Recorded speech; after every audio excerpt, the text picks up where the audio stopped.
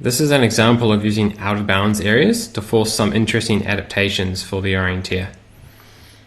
The goal of this exercise is to get from one control to the next without going into these areas that have been marked as out of bounds.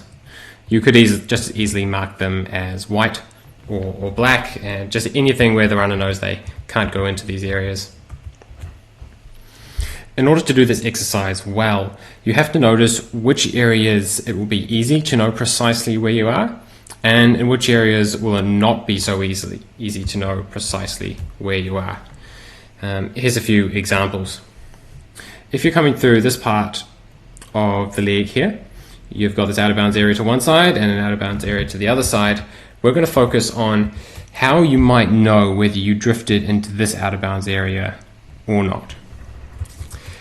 And you can see all that you have to use are these vague contours here. And so you should identify that as an area that's harder to know precisely where you are, and so you need to find something to give you the confidence. Now, it might be the compass, so you might have come from this clearing and you're going to double down on your compass bearing.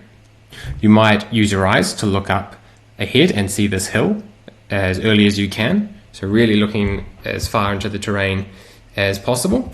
You might even intentionally stay close to this out of bounds area so that you can see these little hills here, because at least they're nice points in the terrain that you can reference from, whereas over here there's nothing really that's visible to use. You might also have some narrow gaps to get through, and in order to do these you're going to have to know fairly precisely where you are and find the handrails and stepping stones that you like to use, but treat them really precisely. So just knowing that there's a hill here and I'm going to use that is not good enough in this case. You have to know that you're going to be precisely to the side of the hill and not on the side of the hill. I mean, to the side of the hill. Otherwise you cut through the out of bounds area.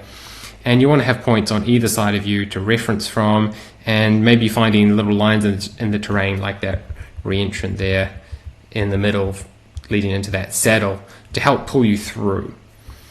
And often we see terrain like this and we just run straight on the compass and hit something easy on the other side to catch us.